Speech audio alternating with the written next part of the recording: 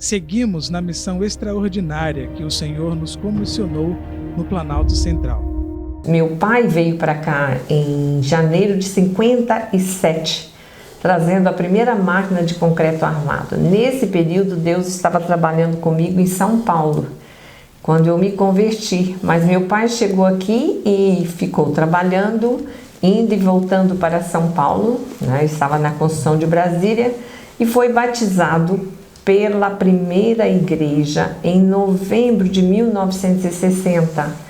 Foi quando ele participou da construção do primeiro templo da primeira igreja batista de Sobradinho, e eles foram, tanto meu pai como a minha mãe, foram batizados no rio, naquele córrego que passa ali em Sobradinho, e foi uma bênção na vida deles. A primeira igreja tinha um pastor naquela época, José Leitão de Albuquerque, um homem missionário, que tinha um ardor missionário e utilizava o caminhão do meu pai para fazer viagens missionárias. Então a primeira igreja tinha um coração em missões. Não tinha divertimento nenhum, você imagina. Então enchia o caminhão de jovens e eles iam para a Planaltina, dirigir os cultos ao ar livre, tá? E a gente preparava coral, preparávamos peças, apresentávamos até na rua, era apresentado essas peças que nós fazíamos, mas o coralzinho bem simples, bem humilde, e foi ali que o nosso ardor começou por missões. E eu louvo ao meu Deus que meu pai teve a oportunidade de abrir 12 pontos de pregações no interior do Goiás, aquela área de São Gabriel, São João da Aliança, Água Fria, Alto Paraíso, Mato Seco, Brasilinha, aquela área todinha ali do Goiás, a gente conhecia na palma da mão. Todo feriado que nós tínhamos, a igreja, depois mais tarde a primeira igreja continuou com o trabalho missionário, abrindo os pontos missionários. Nós aproveitávamos, muitas vezes nós saímos de casa com a panela de ferro, o arroz estava dentro da panela, não tinha nem terminado de secar. E nós íamos para o trabalho missionário e quando chegava lá, o sol tinha cozinhado o arroz. Então era muito engraçado para nós adolescentes. Temos vários jovens que se lembram de terem participado desses trabalhos.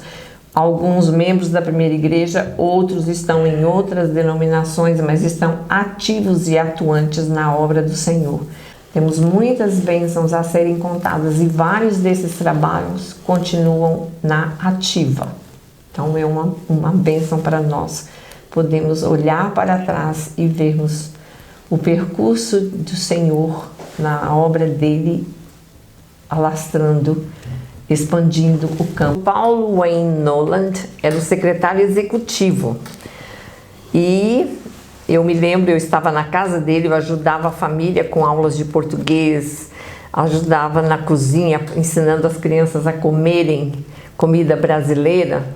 E o que a gente fazia? Eu me lembro do pastor Paulo estar falando para os filhos, nós vamos comprar um terreno, não temos muito dinheiro e eu preciso da ajuda de vocês, meus filhos. Então eu me lembro da Pamela e do Felipe doando o dinheiro da mesada deles por vários meses para a compra desse terreno aqui. E depois me lembro do pastor Paulo, que era pastor na primeira igreja batista de Sobradinho, e ele chegou e disse para o meu pai, irmão Zé Lima, com um sotaque bem pesado americano, nós precisamos que você arranje madeira e um homem para ajudar a cercar a propriedade da convenção.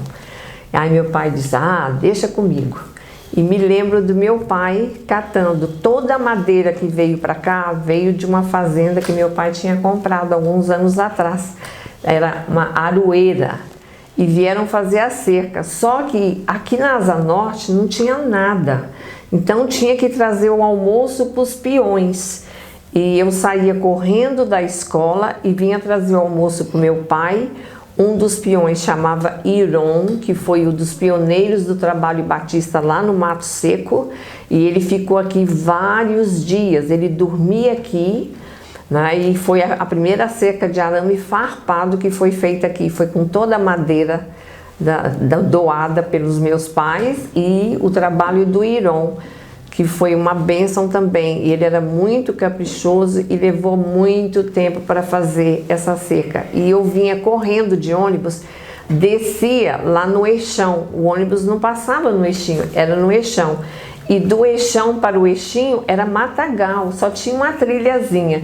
Então a ordem era: desceu do ônibus, corra. E eu tinha que correr até aqui. E às vezes eu ficava a tarde inteira aqui para voltar com meu pai de carro para casa, mas vinha com a sacola cheia de comida, porque não tinha nada por aqui. Então foi assim uns momentos às vezes felizes e às vezes morrendo de medo, porque quando você tem medo, a balança, né, a ave balança, você vê o que não existe. E eu me lembro, eu era adolescente correndo para cá, com apenas uns 13 anos de idade.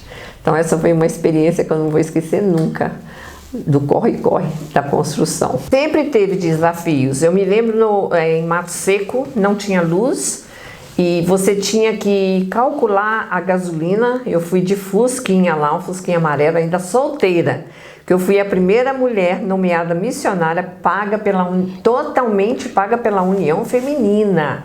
Isso em 75.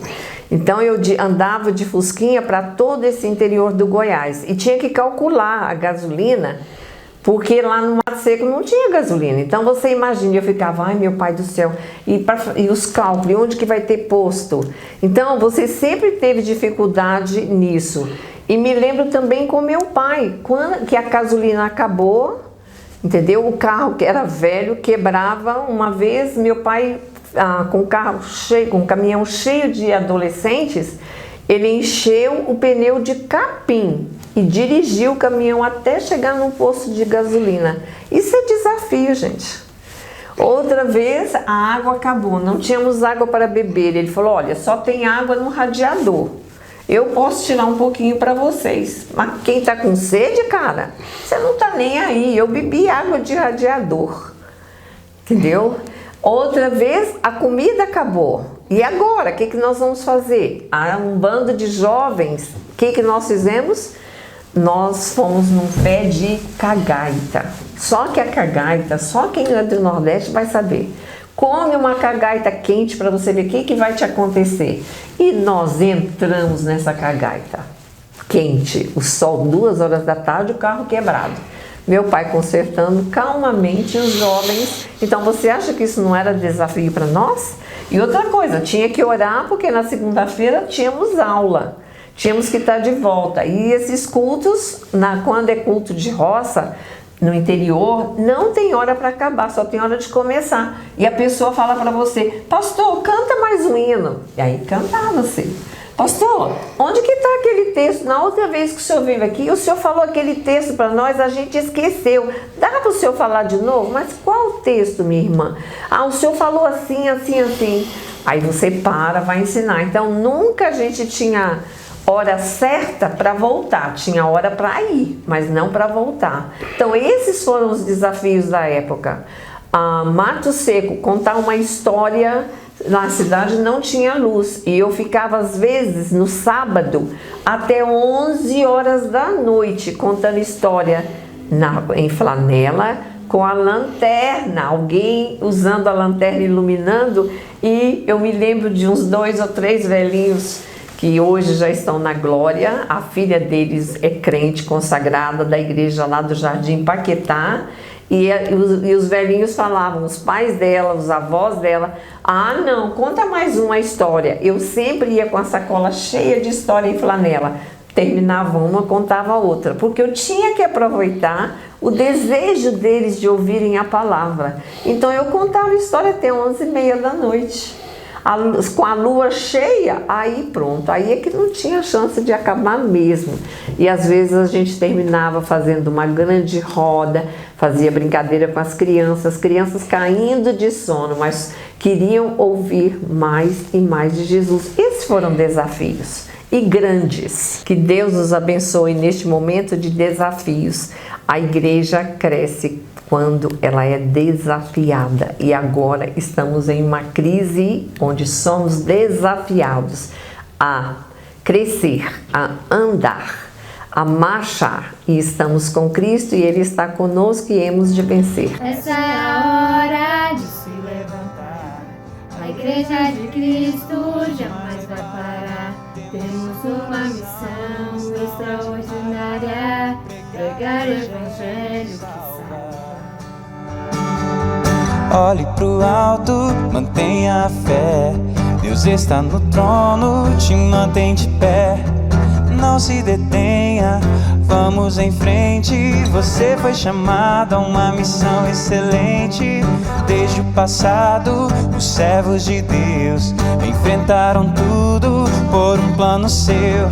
Levar o amor ao mundo carente, trazer o legado que hoje é da gente.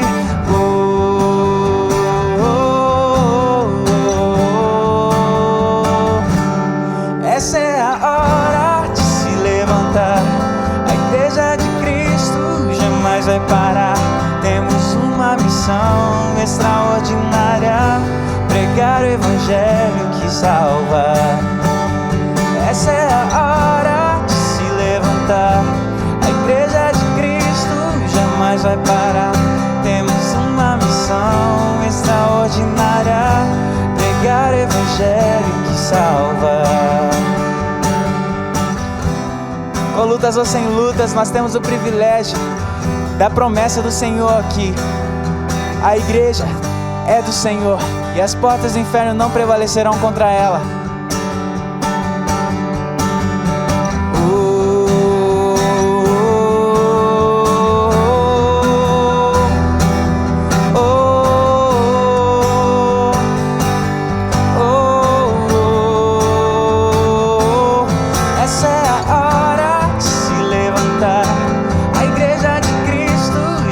Vai parar. Temos uma missão extraordinária: pregar o Evangelho que salva. Essa é a hora de se levantar. A Igreja de Cristo jamais vai parar. Temos uma missão extraordinária: pregar o Evangelho que salva. Essa é a hora.